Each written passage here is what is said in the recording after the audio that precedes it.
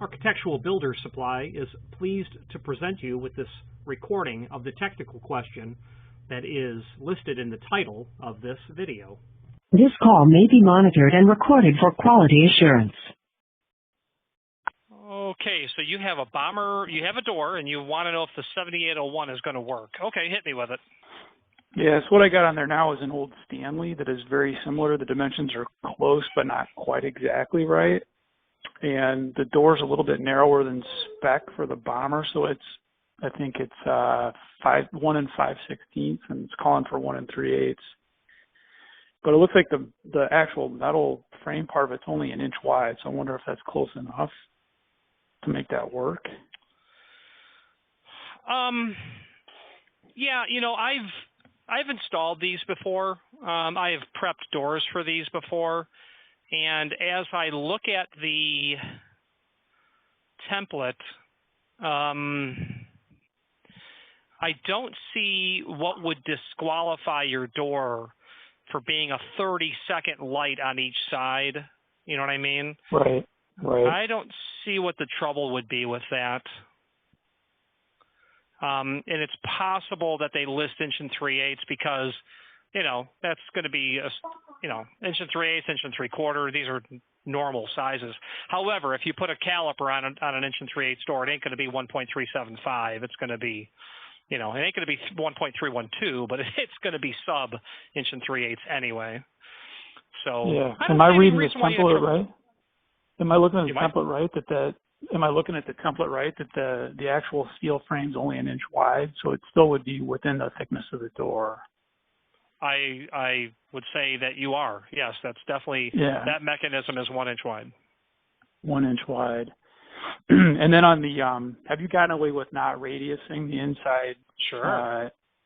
Because right now it swings just fine and it's not radius. It's square back up, and there's enough clearance there with the Stanley, and the center pin on the Stanley, near as I can tell, is exactly where it would be with that Bommer. 1 5/8 from the jamb. Yeah, and I would find it suspect that Stanley actually ever made those to begin with. Meaning Bommer private labels that stuff for other people. So 1 5/8 though is not what the Bommer template says from the jamb. It says 1 3/4. What is the gap that you have now between the door and frame? Current gap, center of the door is about 3/8. Oh, you've got plenty of room. Not a problem. Yeah, 3/8 inch.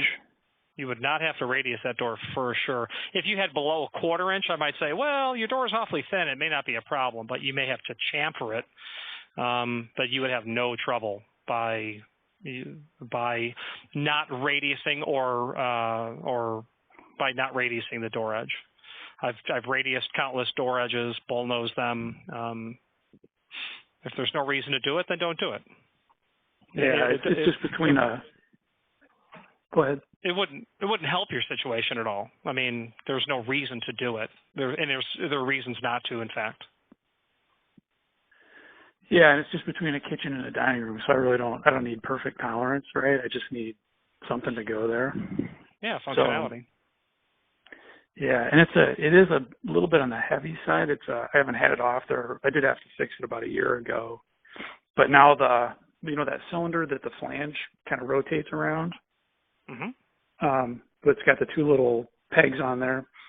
That cylinder is just spinning, so I got to assume there's a peg or a pin or something in there that's snapped. So the door spins just fine. It won't return to center. The spring action is completely gone out of it. Yeah. So obviously it's a mechanical device. If you're so inclined, you might get curious with it and see if you can mitigate the trouble. No loss really other than in time. Right. But I couldn't advise you as to how to go about repairing it. No. And what are you guys selling these for, the 7801? What flavor? No. What cost? What are you charging? What flavor? What color do you want? Oh. Hardware, humor, I guess flavor.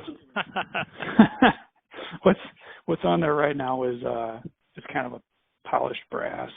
but not All the right, real so light brass, the deeper. It might be satin brass. Satin brass, if it's a brushed brass, it's $38. For the whole part? For the entire 7801, double acting spring mechanism in a satin brass finish is $38.11. Oh, that's nothing. Okay. You guys ship all over? Sure. All right. Well, I might take this thing off and take a look at it, but I think I'll probably be calling you back to order one. That's awesome. Really appreciate the help, and I think I'll be calling you back. Yeah, no problem at all. And since the door is already mortised, I would obviously check to make sure that you don't have to mortise it too much more. And while you're at it, you might replace your top pivot if there's any sense of wear on it. But otherwise, it's probably, how many decades has that Stanley been there? The house was built in '77. My guess is that's original hardware. No doubt. There. Yeah, Stanley did a lot of work with pivots and that sort of stuff in the 70s, and they still make a lot of that stuff today. My great-grandparents' home was built during World War II in the very late 80s. That same pivot was working every single day, that Bommer pivot. So, yeah, the stuff's going to last forever. It'll outlast you and me, that's for sure. Nice. And so I might even be able to just leave that top pivot in there, hey, and just replace the bottom part. If there's no sign of wear, I would leave it in there, if there's no sign of wear. And what's your name? My name is Richard. I was the guy in the video. Oh man, those videos are awesome. That is Thank brilliant you. Marketing you're doing there. Well, yeah, I hear you. I mean, it's kind of for that. It's also kind of, people internally here at the company can see what should be in the box. But it also happens to be like my background in the sense I've spent a lot of time in a wood shop. So, if you want to hear me blab on about how to bullnose or radius a door, I just happen to have done it. So, and when you like the sound of your own voice, you can let the minutes rack up. No, I really appreciated the videos. Yeah, that's great. I wish I had more to buy from you. But I think I'll be calling look back. forward to Ernie, you're a 414 area code. Is that Milwaukee? That's Milwaukee, yeah. I'm a fib, so don't hold that against me. I'm originally from Illinois. Oh, no. But, we got family down there, so we don't hate them all. It's just the Cubs fan. If the Bears can't win, I want Green Bay to win. That's the bottom line. That's how I feel. Anyway. Well, that's nice of you. Nice of you. Well, I'll be calling you back, I'm pretty sure. Well, thank you very much, sir. Have a good weekend. Yeah, you too. Bye. Architectural Builders Supply hopes you have enjoyed this program.